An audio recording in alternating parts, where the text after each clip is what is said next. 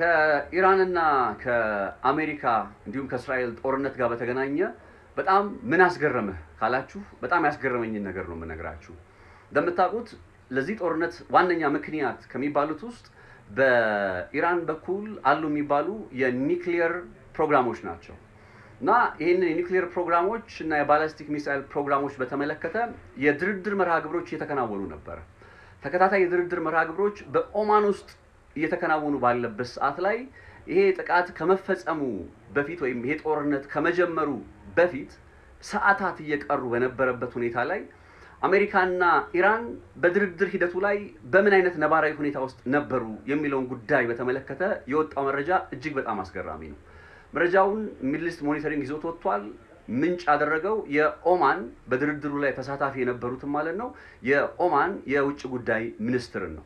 እኒህ የውጭ ጉዳይ ሚኒስትር ድርድሩ ይህ ጦርነት ከመጀመሩ በፊት በምን አይነት ደረጃ ላይ ነበር በሚል ከጋዜጠኛ ለሚቀርብላቸው ጥያቄ ይህንን አስተያየት ነው የሰጡት።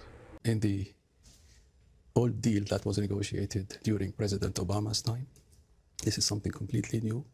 It really makes the enrichment argument less relevant because now we are talking about zero stockpiling, and that is very, very important because if you cannot stockpile material that is enriched, then there is no way you can actually create a bomb, whether you enrich or don't enrich. And I think this is really something that has been missed a lot by the media, and I want to clarify that from the standpoint of a mediator. Explain that. So the enriched material, the things that could be used as nuclear fuel for a bomb, you're saying Iran would not keep on their own soil? They will give it up. They will give it up? They will not be able to actually accumulate that material that will enable them to create a bomb. ይሄ ማለት በማለት መሰላችሁ ኢራን አላት የሚባል የ60 ከመቶ ድረስ የበለጸገ የዩራኒየም ክምችት አለ አይደል?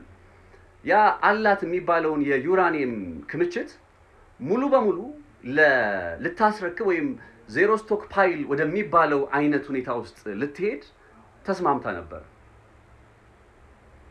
ኢራን። እንግዲህ እንደሰማችሁት የኦማኑ የውጭ ጉዳይ ሚኒስትር እኮ ይሄን ጉዳይ በብዛት ሚዲያዎቹ ያልፉታል እንጂ ኢራን የዩራኒየም ክምችቷን ወደ ዜሮ ስቶክ ፓይል ለማስገባት ተስማምታ ነበረ ሲሉ ነው የገለጹት። በምድሯ እንዲያውም ጋዜጠኛው ጠይቋለች፣ በዛ በኢራን ውስጥ ምንም አይነት የዩራኒየም ክምችት ላይኖር ነው ማለት ነው የበለጸገ ዩራኒየም ወይም ዩራኒየም ላይበለጽግ ነው ማለት ነው ወይ ብላ ስትጠይቀው ያንን ማድረግ አይደለም ማድረግ የሚችሉበት አይነት ቴክኖሎጂዎችን ጭምር እስከ ማስረከብ ይሄም ደግሞ በዓለም አቀፉ የአቶሚክ ኢነርጂ ኤጀንሲ አማካኝነት ማረጋገጫ እንዲሰጠው እስከ ማድረግ ድረስ የሚጠጋ አይነት ስምምነትን ለማድረግ ዝግጁ ነበረች። ልብ አድርጉ፣ በ2003 አሜሪካ ኢራቅ ውስጥ ስትገባ የሳዳም ሁሴን አስተዳደር የጅምላ ጨራሽ መሳሪያዎች አለው ብላ ነበር አይደል? አሁን በመጨረሻው ሰዓት ግን ይባላል ጆርጅ ቡሽ ወደ አሜሪካ መራሹ ኃይልን ወደ ኢራቅ ከመላኩ በፊት በመጨረሻዎቹ ደቂቃዎች ላይ በርግጥም ኢራቅ አውዳሚ የጦር መሳሪያ እንደሌላት አረጋግጠው ነበር።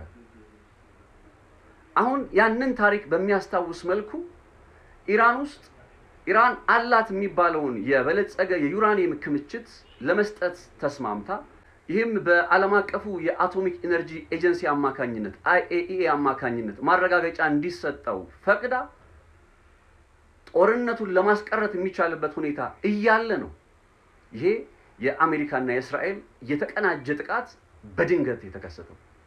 አሁን ጥያቄው ለምን የሚለው ይሆናል ማለት ነው። በዚህ ጉዳይ ላይ ደግሞ በሌላ ቪዲዮ ወደ እናንተ መጣለሁ።